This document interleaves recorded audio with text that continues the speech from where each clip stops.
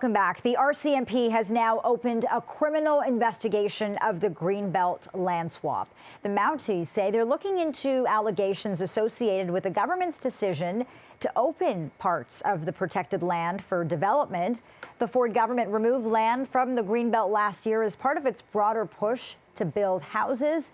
Two legislative watchdogs found the process for choosing the land was flawed and favored certain wealthy developers. Premier Doug Ford has apologized for the land swap and said the lands would all be returned to the Greenbelt. We've also heard from the Ford government saying that it will comply with any potential investigations, including this one by the RCMP. Ford has also said he is confident nothing criminal took place in relation to the Greenbelt file in Ontario.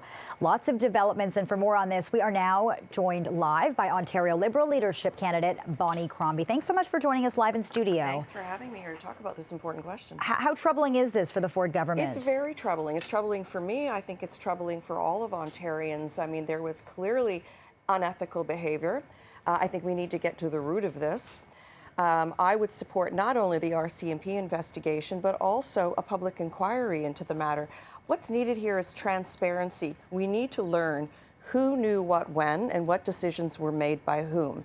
You know, to blame a chief of staff to the Minister of Housing is not realistic. I think we all understand that he, in his capacity, wouldn't make those kinds of decisions. So let's better understand who made the decision, why, and when. And what questions are you hoping to answer through that public inquiry? Well, exactly those. I think we need to understand better who held that decision-making authority, who instructed Ryan Amato to ask for those parcels of land to be removed, why those particular parcels. There's so many unanswered questions, particularly given this government promised they wouldn't touch the Greenbelt land, and mayors from across Ontario let the Premier know that this land wasn't necessary, it wasn't needed to be touched because we could build our housing targets within our municipal boundaries. I mean, this is land that is not service land. There are no pipes under it. It would be years, maybe 20 years, before 50,000 homes could be built there, and none of us suspect that these will be affordable homes. There is no public transit. There are no roads. There are no jobs for those people who are going to live in those communities. So there are a lot of unanswered questions that I hope the RCMP drills down to. But in addition, I think it's time that we also ask for a public inquiry so that we better understand some of the answers to these very important questions. Why the Greenbelt land, when the Premier was told specifically by the mayors across Ontario it wasn't needed to achieve our targets. Right, we don't know what the RCMP will uncover. Of course, that investigation has just started. Do you worry that something criminal may have taken place? Well, it's a concern. I mean, the lack of transparency and the lack of process used to open up the Greenbelt is very concerning, not only to me, but of course to all Ontarians. It represents unethical behavior. And I think the ballot question is, can you trust this government? Can you take them for their word? They said they wouldn't touch the Greenbelt, then they opened it under a cloak of secrecy. What will happen on other issues going forward? What about Ontario Place? Why was that done in a cloak of secrecy? Now we have the Auditor General investigating the ministerial zoning orders, the MZOs. Are these issues connected?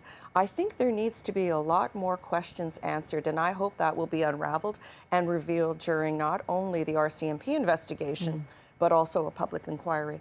Ontario is looking at a housing crisis. That's no secret. Do you feel that this might be a distraction that might take away from the real issue at hand, which is the fact that housing needs to be built in this province? Well, this will be a distraction for the government, to be sure, but we need answers to the questions that are being posed. Certainly, there are lots to be done to build affordable homes, and all the municipalities are moving forward with our own plans. I know that I have presented one of the most comprehensive plans of all the leadership candidates on how do we build not only more housing, but affordable housing for Ontarians. Okay, if I can just switch gears here for a moment. I know you have a lot to say about the Ontario PCs, but they also have a lot to say about you. As you probably know by now, the Ontario PCs have taken a number of shots at you, the Premier himself as well, when you were still the mayor of Mississauga. Do you feel, Bonnie, that you have a target on your back?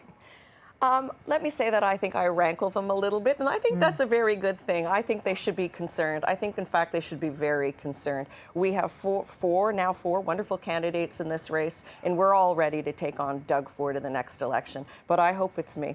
And if you were Premier today, what would you do with this Greenbelt crisis scandal? How would you handle this issue? Well, unequivocally, I feel that the Greenbelt land should be protected in perpetuity. I would put forward a trust for all Greenbelt sensitive land and water.